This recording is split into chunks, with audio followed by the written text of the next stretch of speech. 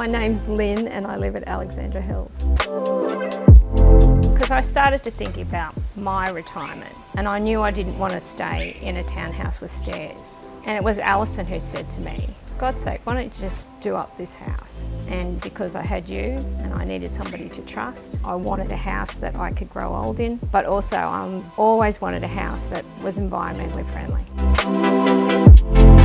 Inside was totally different from what I had in my head. I wanted French doors, and you said, when you open the doors, where are you going to put your table? Where are you going to put your lounge? And I listened and I thought, no, well, that's silly. But you said louvers, and I thought, I love louvers. And I always wanted the breeze brick wall, and louvers and breeze brick wall, 1950s, 60s, it goes. So I ended up with a house that has a little bit of character now instead of just a little rectangle brick block.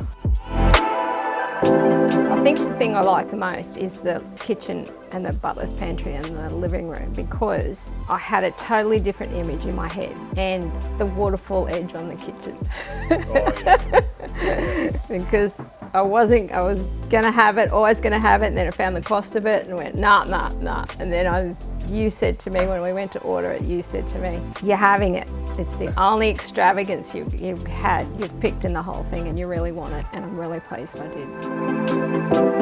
Every good idea really came from you. Like, I had the basis of what I wanted in my head, but every good idea and every practical idea and money-wise came from you. No, I wasn't overly stressed because I just trusted you. Yeah, I would recommend Steve to anybody. He communicates well and he does a good job.